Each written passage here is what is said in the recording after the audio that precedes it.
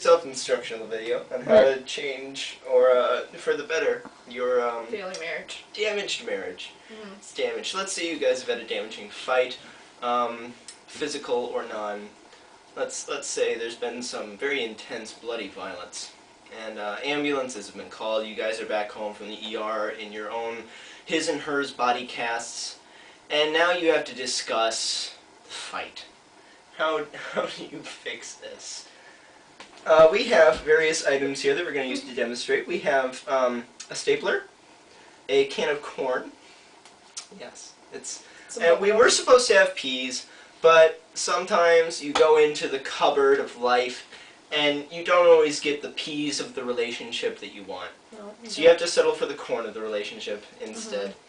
And yeah, so we're going to pick two items. It's like gum and a hairdryer. Yes. Yep. Yes, I have the hairdryer and the can of corn. And the bubble gum represents the work that must be had in a relationship, the work that must be done, because it takes a lot of time to perfect bubble gum, bubble blowing.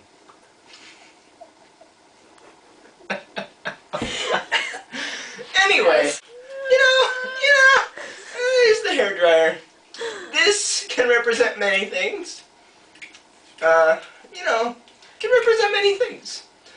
And let's say at this point in your his and hers body cast, your relationship is sort of in the low gear. I think the items have to actually do something to help them. I don't know. This is where you add something. I've said just about everything up until this point. I know. I'm sitting here smiling. I'm just your lovely assistant. Yeah, so what do we do when we get into the low gear? Well, sometimes you have to turn things on to get the moment going. I don't know. She says as she puts it into the off position. But you have to diffuse the situation. You have to make sure, everything, the waters are calm. You'd have to turn it from low to off. You have to make sure everything's cool and that you two can discuss the subject in an adult matter. Because I'm assuming you are adults since you're married. That would be helpful. If you're not, then we can't really help you. You're just kind of screwed. Yeah, maybe you should consider your life choices. Yeah, I think maybe you jumped the gun there.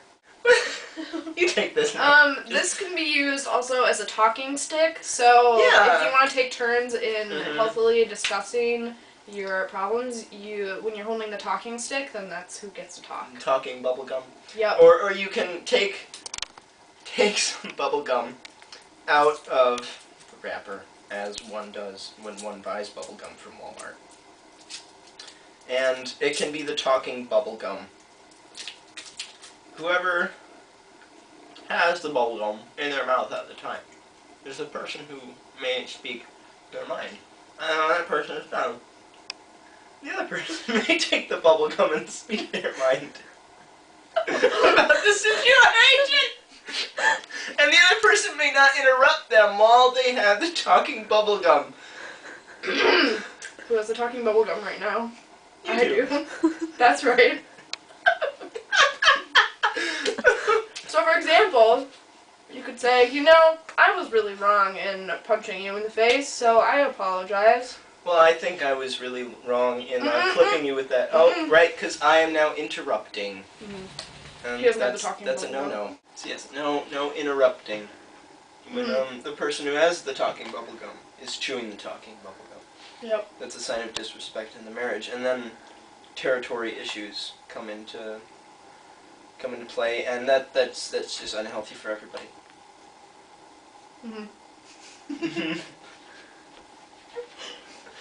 Sometimes the gum can also just be non-talking gum because you're too busy chewing it.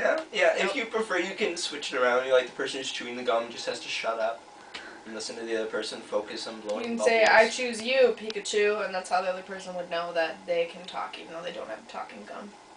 I mean, that exact phrase too. If you say anything else, I don't think the message will come across as clear. The magic doesn't work. Now, the stapler. Sometimes, I'm trying to think of a good metaphor for this one.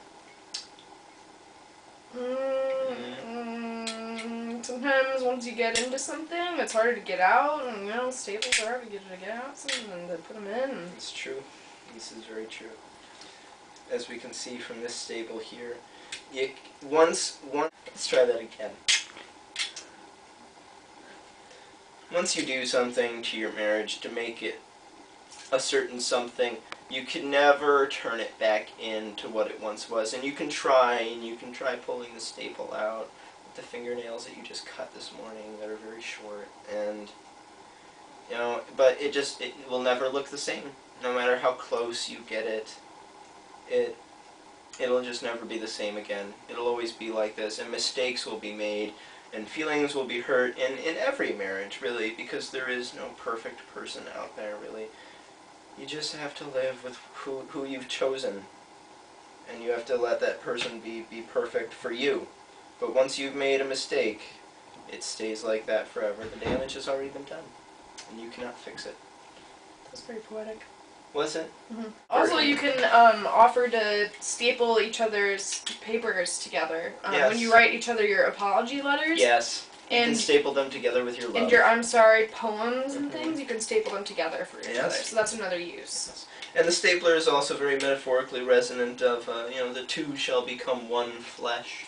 You know, the two people who were once separate are now one. They've been stapled together with love. Oh, sweet. Yes. It's very sweet. Mm-hmm.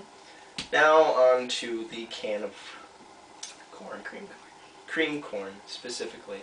Mm-hmm. If it's not a can of cream corn, then you really have to look at yourself and wonder where your choices have landed up, or down, or ended up, which is the proper term I was trying to go for, but failed to. I think, I definitely think that is a fact about me. But about this can of corn, in terms of marriage, you can feed it to each other. Yes. It's really easy to open if you're in a body cast. You know, yeah. Put it in an automatic can opener, you know, and it'll just open it for you, and then you can feed it. Pour it right into the mouth. Yeah, it's super convenient, and all you have to do, it'll be like a bonding exercise. And feeding each other, you know, holding it like with your stiff casting arms, like so. Yeah, and I've just had the whole thing in my mouth. Yeah.